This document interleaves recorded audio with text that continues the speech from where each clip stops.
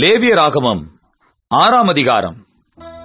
பின்னும் கர்த்தர் மோசேயை நோக்கி, ஒருவன் கர்த்தருக்கு விரோதமாக அநியாயம் செய்து தன் வசத்தில் ஒப்புவிக்கப்பட்ட பொருளிலாவது கொடுக்கல் வாங்கலிலாவது தன் அயலானுக்கு மாறாட்டம் பண்ணி, அல்லது ஒரு வஸ்துவை பலாத்காரமாய் பறித்து கொண்டு, அல்லது தன் அயலானுக்கு இடுக்கண் செய்து, அல்லது காணாமற் போனதை கண்டடைந்தும் அதை மறுதலித்து அதை குறித்து பொய் ஆணையிட்டு, மனிதர் செய்யும் இவை முதலான யாதொரு காரியத்தில் பாவம் செய்தானேயாகில், அவன் செய்த பாவத்தினாலே குற்றவாளியானபடியால் தான் பலாத்காரமாய் பறித்துக் கொண்டதையும் இடுக்கண் செய்து பெற்றுக்கொண்டதையும் தன் வசத்திலே ஒப்புவிக்கப்பட்டதையும் காணாமற் போயிருந்து தான் கண்டெடுத்ததையும் பொய்யாணையிட்டு சம்பாதித்த பொருளையும் திரும்ப கொடுக்க கடவன்.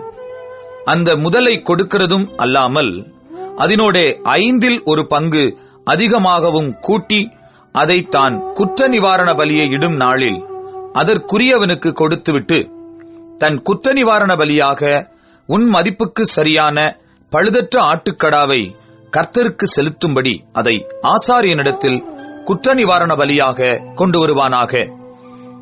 கர்த்தருடைய சந்நிதியில் அவன் பாவத்தை ஆசாரியன் நிவிர்த்தி செய்ய கடவன். அப்பொழுது அவன் குற்றவாளியாகச் செய்த அப்படிப்பட்ட எந்த காரியமும் அவனுக்கு மன்னிக்கப்படும் என்றார். பின்னும் கர்த்தர் மோசேயை நோக்கி, நீ ஆரோனுக்கும் அவன் குமாரருக்கும் கற்பிக்க வேண்டிய சர்வாங்க தகன பலிக்குரிய பிரமாணம் என்னவென்றால், சர்வாங்க தகன பலியானது முழுவதும் விடியற்காலம் மட்டும் பலிபீடத்தின் மேல் எரிய வேண்டும். பலிபீடத்தின் மேலுள்ள அக்கினி எரிந்து கொண்டே இருக்க வேண்டும். ஆசாரியன் தன் சணல் நூல் அங்கியை தரித்து தன் சணல் நூல் ஜல்லடத்தை அறையில் போட்டுக்கொண்டு பலிபீடத்தின் மேல் அக்கினியில் எரிந்த சர்வாங்க தகனபலியின் சாம்பலை எடுத்து பலிபீடத்து பக்கத்தில் கொட்டி, பின்பு தன் வஸ்திரங்களை கழற்றி வேறு வஸ்திரங்களை உடுத்திக் கொண்டு அந்த சாம்பலை பாளையத்துக்கு புறம்பே சுத்தமான ஒரு இடத்திலே கொண்டு போய் கொட்டக்கடவன். பலிபீடத்தின் மேலிருக்கிற அக்கினி அவியாமல் எரிந்து கொண்டிருக்க வேண்டும். ஆசாரியன் காலைதோறும் அதின்மேல் எரியும்படி கட்டைகளை போட்டு அதின்மேல் சர்வாங்க தகன பலியை வரிசையாக வைத்து அதின்மேல் சமாதான பலிகளின் கொழுப்பை போட்டு தகனிக்க கடவன். பலிபீடத்தின் மேல் அக்கினி எப்பொழுதும் எரிந்து கொண்டிருக்க வேண்டும். அது ஒருபொழுதும் அவிந்து போகலாகாது. போஜன பலியின் பிரமாணம் என்னவென்றால், ஆரோனின் குமாரர் அதை கர்த்தருடைய சந்நிதியில் பலிபீடத்துக்கு முன்னே படைக்க வேண்டும். அவன் போஜன பலியின் மெல்லிய மாவிலும் அதன் எண்ணெயிலும் தன் கைப்பிடி நிறைய எடுத்து போஜன பலியின் மேலுள்ள தூபவர்க்கம் யாவற்றோடும் கூட அதை ஞாபகக்குறியாக பலிபீடத்தின் மேல் கர்த்தருக்கு சுகந்த வாசனையாக தகனிக்க கடவன். அதில் மீதியானதை ஆரோனும் அவன் குமாரரும் புசிப்பார்களாக. அது புளிப்பில்லா அப்பத்துடன் பரிசுத்த ஸ்தலத்தில் புசிக்கப்பட கடவது. ஆசரிப்பு கூடாரத்தின் பிரகாரத்தில் அதை புசிக்க வேண்டும். அதை புளித்த மாவுள்ளதாக பாகம் பண்ண வேண்டாம். அது எனக்கு இடப்படும் தகனங்களில் நான் அவர்களுக்கு கொடுத்த அவர்களுடைய பங்கு. அது பாவ நிவாரண பலியைப் போலும் குற்ற நிவாரண பலியைப் போலும் மகா பரிசுத்தமானது. ஆரோனின் பிள்ளைகளில் ஆண்மக்கள் யாவரும் அதை புசிப்பார்களாக. கர்த்தருக்கு இடப்படும் தகன பலிகளில் அது உங்கள் தலைமுறை தோறும் நித்திய கட்டளையாய் இருக்க கடவது. அவைகளை தொடுகிறவன் எவனும் பரிசுத்தமாய் இருப்பான் என்று சொல் என்றார். பின்னும் கர்த்தர் மோசேயை நோக்கி, ஆரோன் அபிஷேகம் பண்ணப்படும் நாளில் அவனும் அவன் குமாரரும் கர்த்தருக்கு செலுத்த வேண்டிய படைப்பு என்னவென்றால், ஒரு எப்பா அளவான மெல்லிய மாவிலே 10இல் ஒரு பங்கை காலையில் பாதியும் மாலையில் பாதியும் நித்திய போஜன பலியாக செலுத்த கடவர்கள். அது சட்டியிலே எண்ணெய் விட்டு பாகம் பண்ணப்பட கடவது.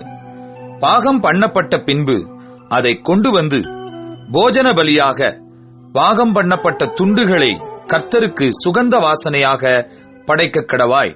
அவன் குமாரரில் அவனுடைய ஸ்தலத்திலே அபிஷேகம் பண்ணப்படுகிற ஆசாரியனும் அப்படியே செய்ய கடவன். அது முழுவதும் தகனிக்கப்பட வேண்டும்.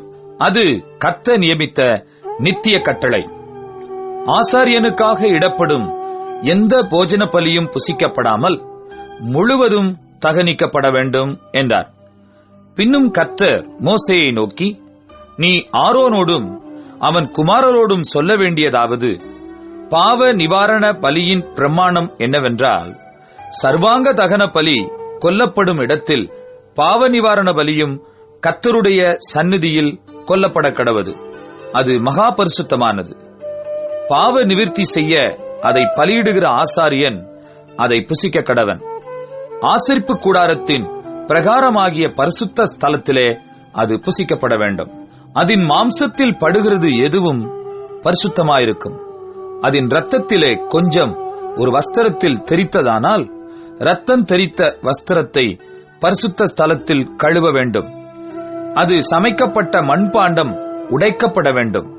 செப்பு பானையில் சமைக்கப்பட்டதானால் அது விளக்கப்பட்டு தண்ணீரில் கழுவப்பட வேண்டும். ஆசாரியரில் ஆண்மக்கள் யாவரும் அதை புசிப்பார்களாக. அது மகா பரிசுத்தமானது. எந்த பாவ நிவாரண பலியின் இரத்தத்தில் கொஞ்சம் பரிசுத்த ஸ்தலத்தில் பாவ நிவிர்த்தியின் பொருட்டு ஆசரிப்பு கூடாரத்திற்குள்ளே கொண்டு வரப்பட்டதோ அந்த பலி புசிக்கப்படலாகாது. அது அக்னியிலே தகனிக்கப்பட வேண்டும்.